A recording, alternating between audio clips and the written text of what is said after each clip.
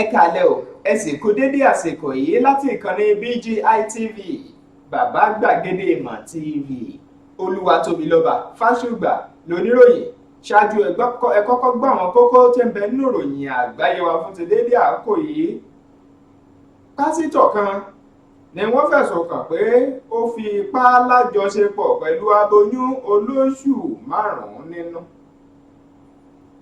iléeṣẹ́ ọlọ́pàá ìpínlẹ̀ Ọ̀ṣun ráwọ́ tó ọkùnrin kan tó rọkọ Toyota $2,000 ó lé pẹ́sẹ́pẹ́sẹ́. àwọn ẹgbẹ́ kan ni wọ́n ti bẹ̀rẹ̀ sí kégbàjarè lórí ìṣekúpani àbáàdì tí ń wáyé lápá àríwá nílẹ̀ Nàìjíríà.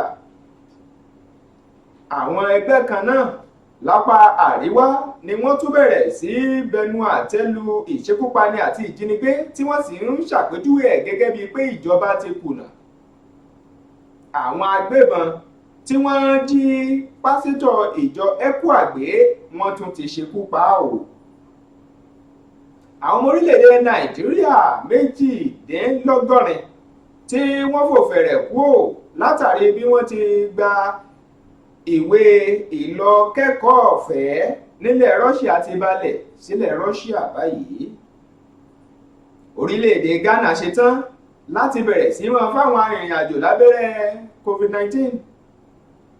kò dín ní àwọn 50 èèyàn tí àjálù kan wáyé sí ní Kentucky.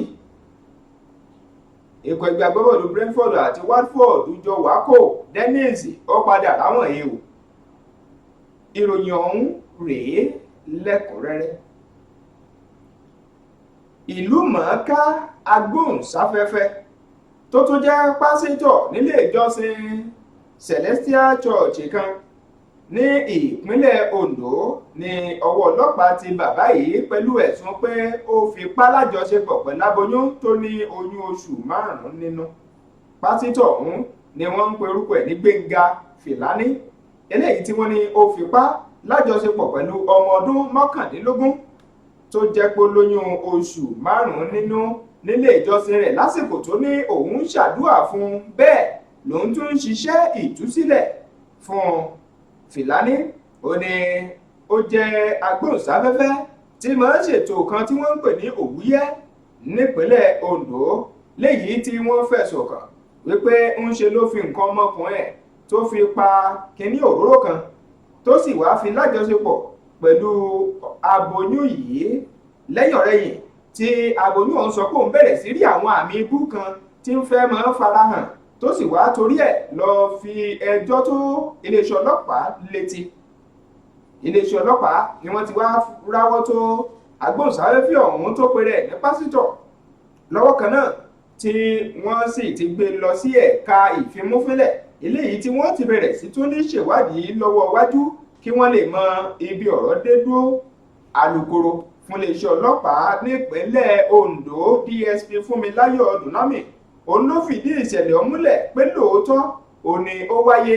bẹ́ẹ̀ ló ṣàlàyé ẹ̀ síwájú pé pásítọ̀ náà ni ó sọ pé ọmọbìnrin ọ̀hún ò gbọ́dọ̀ sọ fẹ́nikẹ́ni, kódà òun kàn án lọ́wọ́ ni nítorí pé ọkọ rẹ̀ kò sí nílé tó lè bá a ṣe é.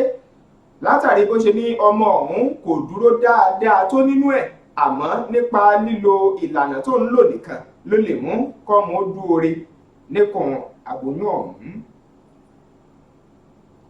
lọ́wọ́ kan náà iléeṣẹ́ ọlọ́pàá ìpínlẹ̀ Ọ̀ṣun tún ráwọ́ tó ọmọ ọdún 27 kan tó pẹ̀ jẹ́ Abdulazeez Túndé Ibrahim fún bí ó ṣe lo gbájúẹ̀ fún ẹni tí ń takọ̀ Toyota kan, léyìí tí wọ́n jọ sọ̀rọ̀ lórí owó tí yóò jẹ́ ìdíyelé owó lórí ọkọ̀ náà nílùú Òṣogbo, tí wọ́n sì fẹnu kò sí mílíọ̀nù 2 ó lé díẹ̀ tá a mọ̀ sí 2,650,000 naira.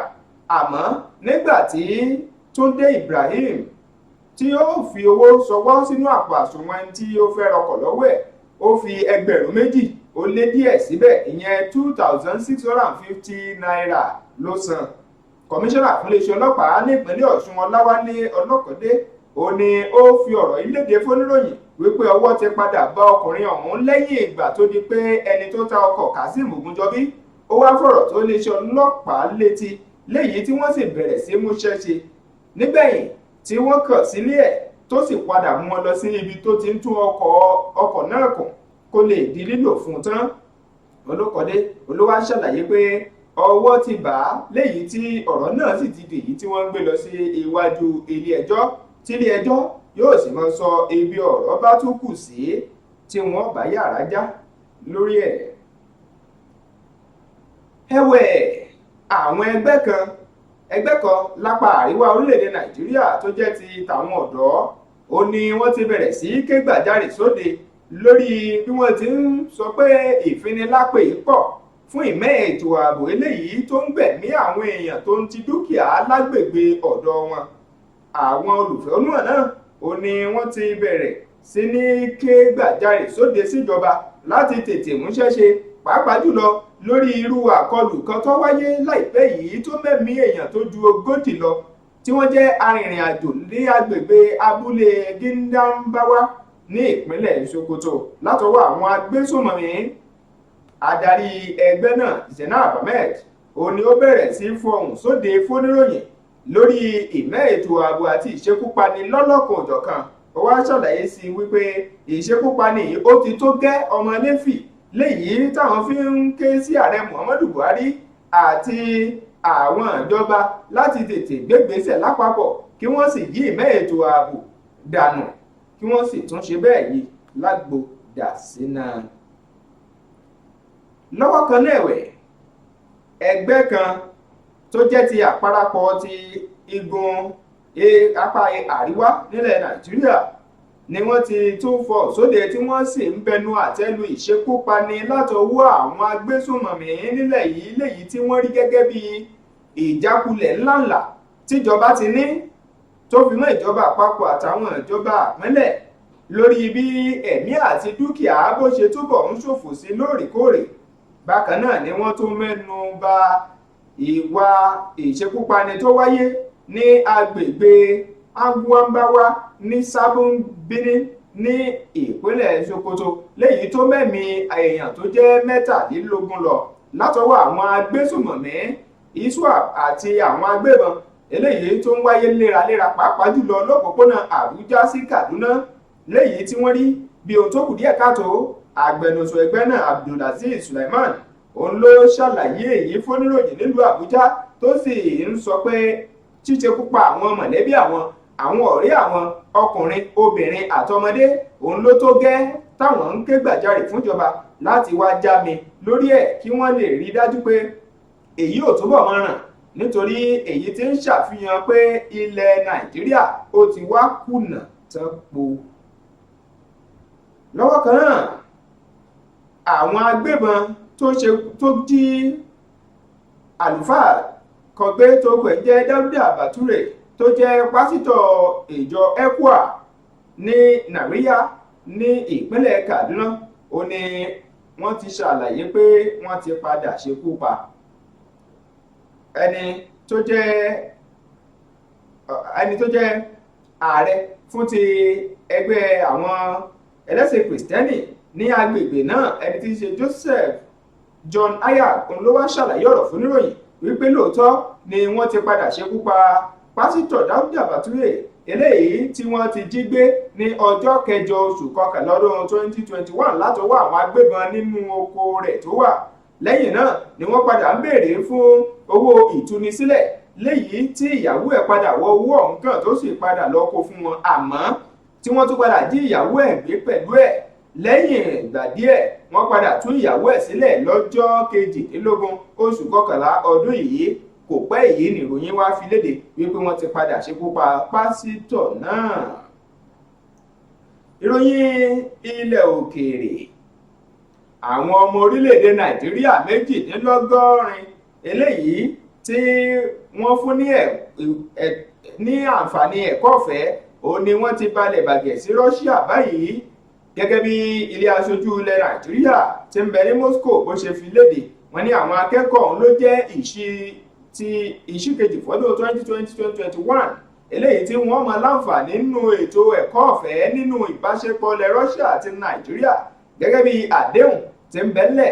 Àtẹ̀jáde ọ̀hún ni wọ́n fi léde tí wọ́n sì fi ṣàlàyé ẹ̀ wípé àwọn mẹ́rìndínláàádọ́ta ló jẹ́ pé wọ́n ṣẹ̀ṣẹ̀ balẹ̀ bàgẹ́ síbẹ̀ pẹ̀lú àwọn tó ti kọ́kọ́ balẹ̀ ṣáájú tó jẹ́ méjìlélọ́gbọ̀n tí àparapọ̀ wọn tó wá kú sí méjìdínlọ́gọ́rin léyìí tí wọ́n ní wọ́n máa láǹfààní láti kẹ́kọ̀ọ́ lónírúurú ohun tó ní ṣe pẹ̀lú èdè àtàwọn tí wọ́n yàn láàyè gba ẹ̀kọ́ ọ̀fẹ́ lé lórí.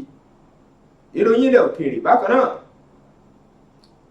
adarí elétò ìlera ilẹ̀ Ghana ẹni tá a mọ̀ sí Patrick Kumar Abuagi òun ló ti fi léde báyìí wípé láìpẹ́ jọjọ léyìí ti ṣe láti ọjọ́ ajé ni àwọn tó bá rìnrìn àjò wọlé Ghana ó bẹ̀rẹ̀ sí máa gba abẹ́rẹ́ COVID-19 ìyẹn bí wọn ò bá ìgbà tẹ́lẹ̀. Ó ṣàlàyé síwájú sí pé àwọn tí bá rìnrìn àjò kúò nílẹ̀ Ghana pàápàá gbọ́dọ̀ bẹ̀rẹ̀ sí máa gbà á báyìí. Ó ṣàlàyé ẹ̀ síwájú pé ìtànkálẹ̀ kòkòrò àrùn afurasọṣẹ́ COVID-19 pàápàá ti ṣẹlẹ̀ rúmi eléyìí tí ayé tó ti ń pariwo ló gbọ́dọ̀ di yíyí lágbódà síná tí ìgbésẹ̀ kan mọ́ ń kóbó gbọ́dọ̀ wà nítorí ìjọba ilẹ̀ Ghana ò ní fẹ́ kí àwọn èèyàn bẹ̀rẹ̀ sí kúkú ọ̀wọ́wọ́ tàbí kí wọ́n bẹ̀rẹ̀ sí máa lùgbàdì àrùn náà lọ́nà àbáàdì. lọ́wọ́ kan náà, ìròyìn ilẹ̀ òkèèrè, kò dín ní 50 èèyàn eléyìí tí àjálù tọ́nádò tó ti ṣekú pa bákan náà tó sì ti mú kí ọ̀pọ̀ farapa ní Kentucky lápá ìlà oòrùn gúúsù ilẹ̀ Amẹ́ríkà. Èyí gan ni wọ́n fi léde wípé ìjì amìlú tìtì kan ló wáyé pẹ̀lú bíi àárín máìlì 200 ọ̀tọ̀ọ̀tọ̀ nípínlẹ̀ tí wọ́n ń pè ní Kentucky léyìí tí gómìnà wọn bẹ̀ Andy Beshear tó ti ṣàlàyé ẹ̀ sóde fáwọn oníròyìn. Ó ṣàlàyé pé ìkáyọ̀ọ́kè gbáà ló jẹ́ pẹ̀lú bí 50 èèyàn ti gbẹ́mìí mì tó sì jẹ́ pé àwọn bíi 70 sí 100 ló tó farapa tí wọ́n sì fara káásá. Kọjá bẹ́ẹ̀, ó wá ṣàlàyé sí pé àjálù yìí ló wà lára eléyìí tí máa ń wáyé nígbà míì àmọ́ tó jẹ́ pé ó lágbára jọjọ lọ́tẹ̀ yìí. Lákòótán, ìròyìn eré ìdárayá.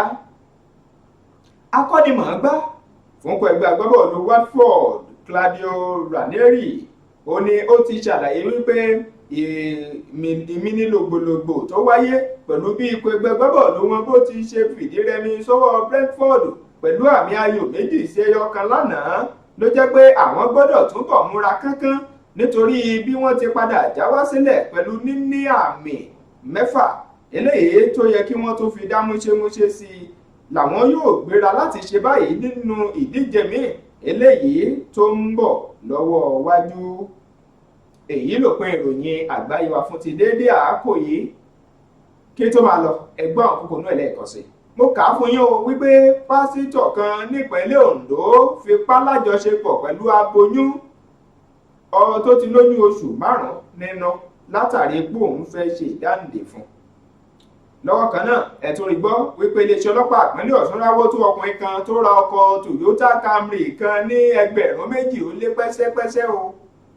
Mo tún mú wá fún yín wípé ẹgbẹ́ kan ní apá àríwá bẹ̀rẹ̀ sí ké gbàjarè lórí ìṣekúpani àbáàdì tí ń wáyé jọjọ lápá abẹ̀.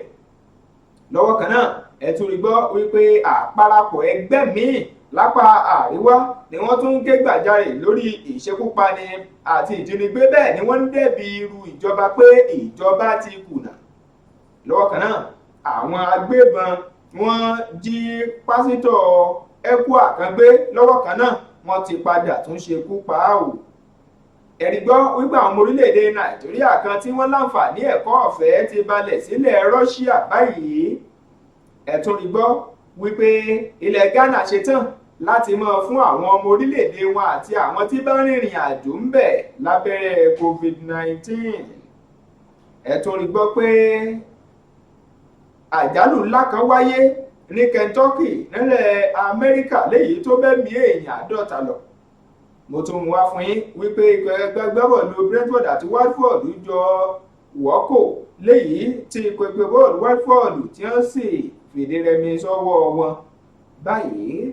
Èyí lópin ìròyìn àgbáyé wa fún ti déédéé àkókò yìí. Ẹ má gbàgbé olójú òpó YouTube ẹ tẹ Bàbá Gbàgede Ìmọ̀ TV, ẹ subscribe, ẹ like ẹ kẹ́ ẹ tó ti aago ìránnilétí kẹ́ ẹ sì tún pín fáwọn ẹlòmíín lórí ti Facebook.